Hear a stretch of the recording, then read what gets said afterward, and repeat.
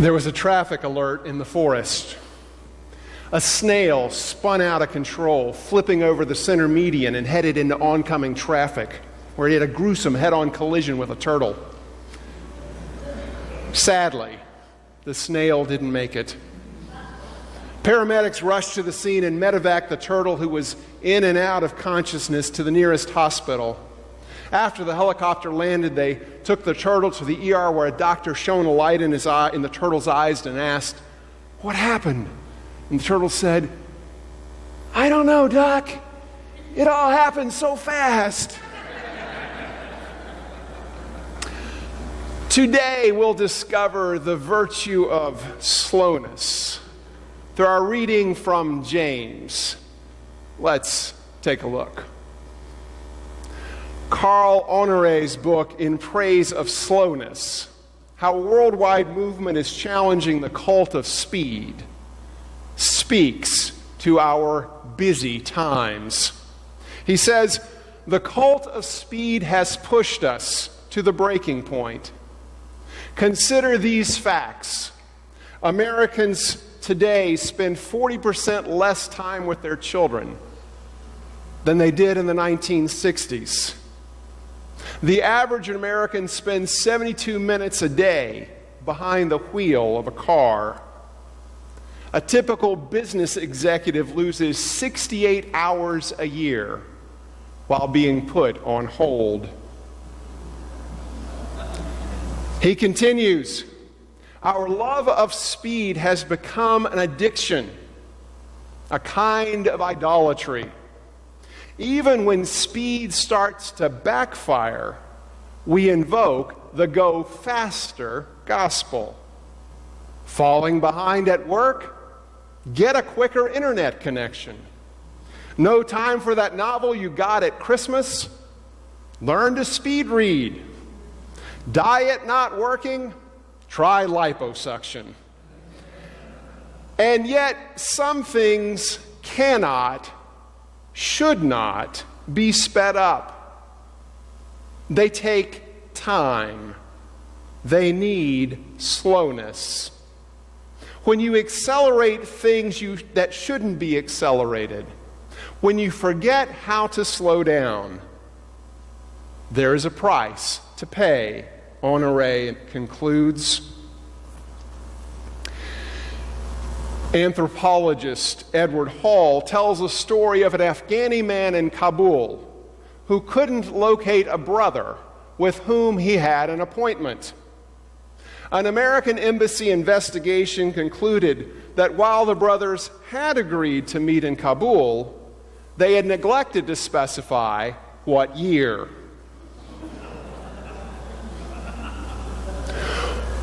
What surprises Anglo-Europeans most is to learn just how many people in the world fail to see the humor in this story. Most are quite understanding and sympathetic toward the miscommunication. Not everyone's as time compressed and speed obsessed as we are. Honoré writes about the slow movement which began as a protest against the opening of a McDonald's in Rome. In protest to this fast food restaurant, a slow food movement began, whose logo, appropriately enough, is a snail. The slow movement is a cultural shift towards slowing down life's pace. Proponents believe that while technology can speed up working or traveling, the most important things in life shouldn't be rushed. This movement's impact is being felt worldwide in offices, factories, neighborhoods, kitchens, hospitals, concert halls, bedrooms, gyms, and schools. This is a modern revolution championed by smartphone-using lovers of sanity. The slow movement can be summed up in a single word: balance. People are discovering energy and efficiency where they least expected it, in slowing down. Although we live in a world of increasing speed, a slow movement is quickly spreading across the globe.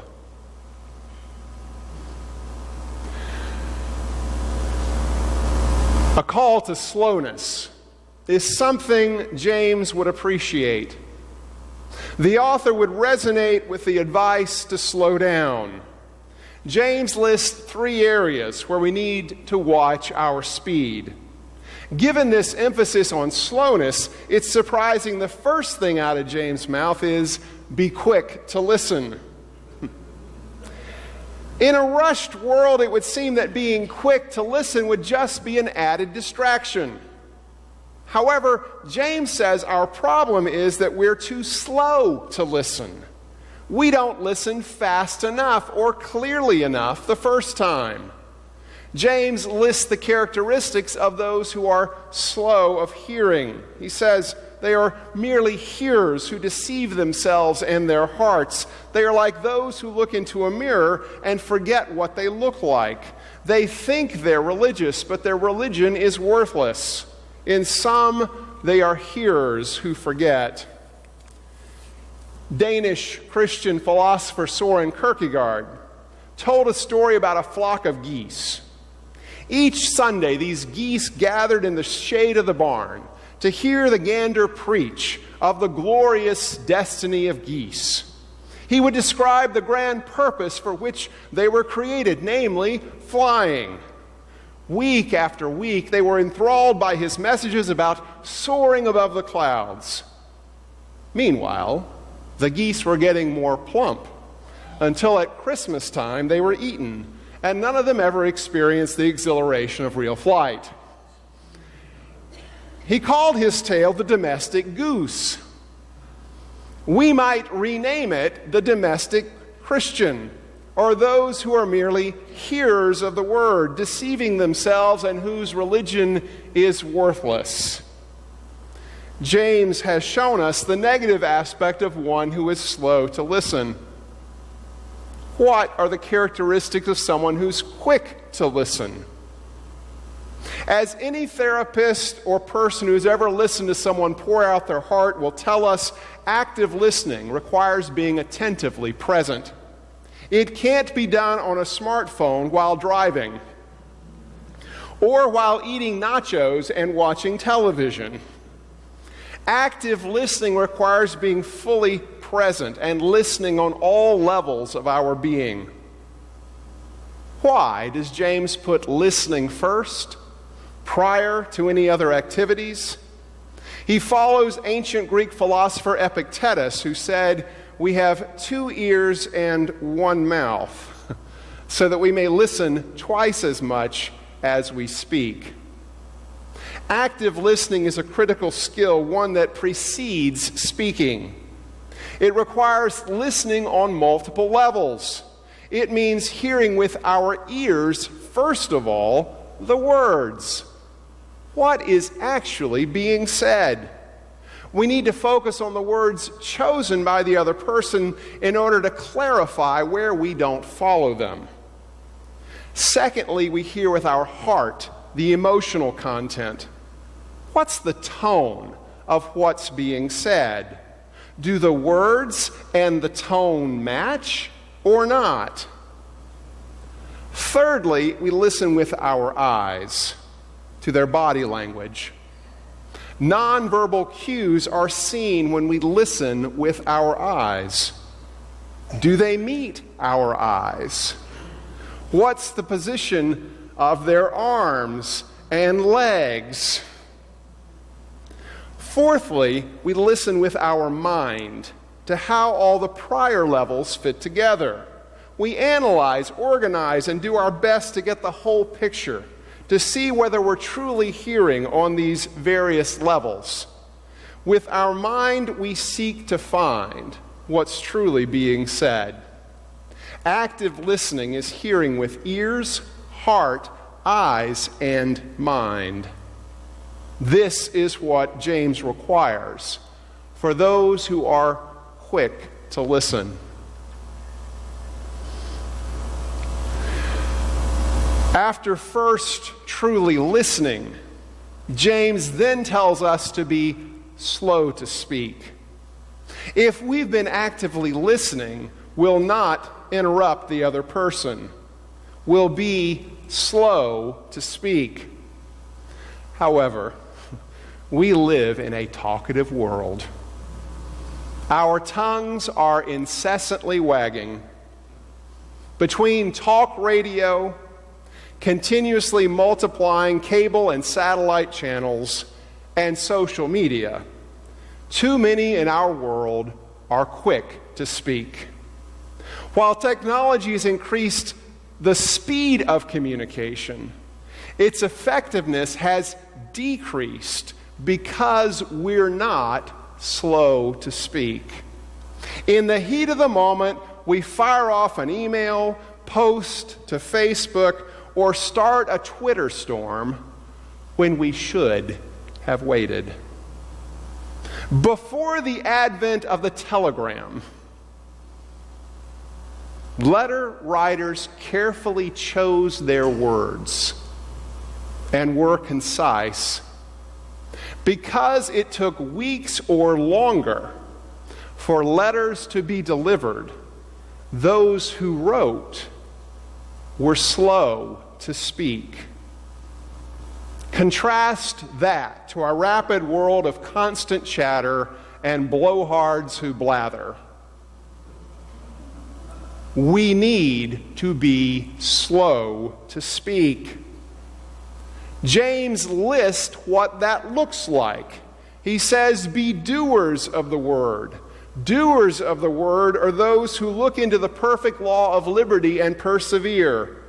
Doing such is religion that's pure and undefiled before God. These folks bridle their tongues. In some, they are blessed in their doing. As Proverbs 13:3 says, those who guard their mouth preserve their lives.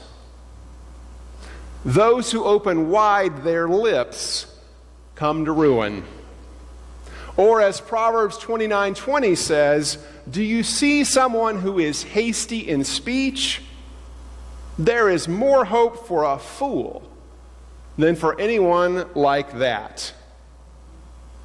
Guarding our mouth and being slow to speak are keys to wisdom.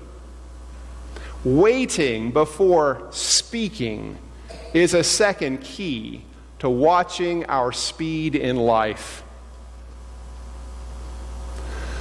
The third component is that we're slow to anger. We know from prior weeks that being slow to anger is another way of saying being patient.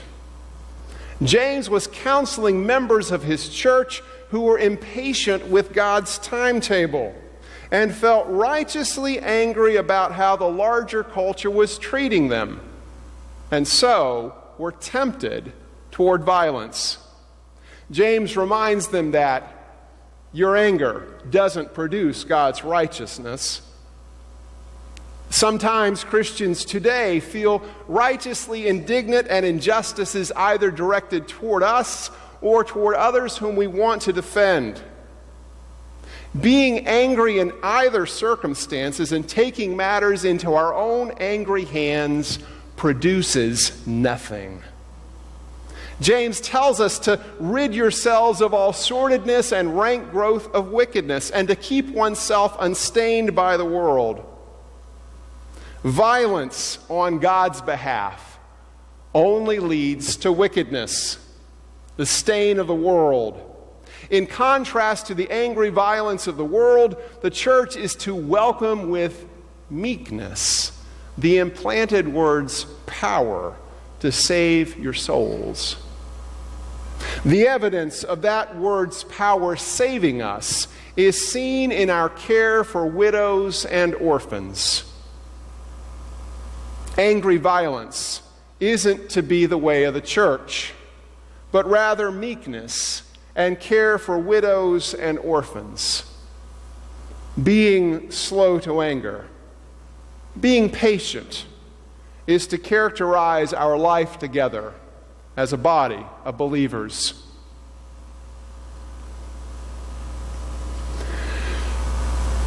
James' wisdom of watching our speed with listening, speaking, and being angry can help us regulate our lives and not be so obsessed with speed and cramped for time. Here are some other tips for being more present in our own life if it seems to be speeding away from us. First of all, do one thing at a time.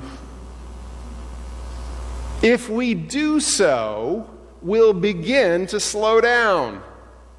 This means stopping multitasking like driving and cell phone conversations, eating and watching television, or jogging and listening to an iPod. Secondly, breathe.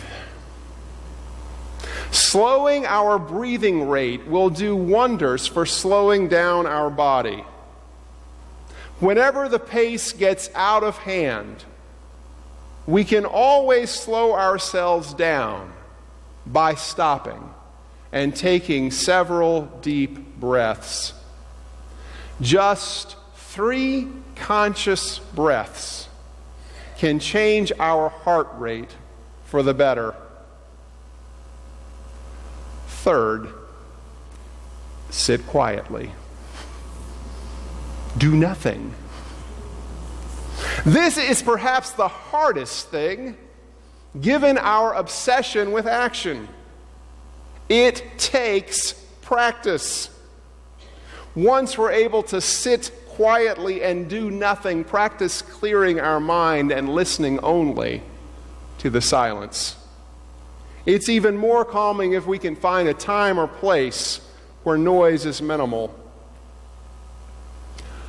Fourth, turn off the TV. Listen to music. Going without TV for even 2 days a week encourages a more peaceful home. Pick musical pieces that put us at ease. Classical and instrumental pieces are more likely to help us slow down. However, since music trains the heart rate to its beat, it's not truly calming unless it's 60 beats or less per minute.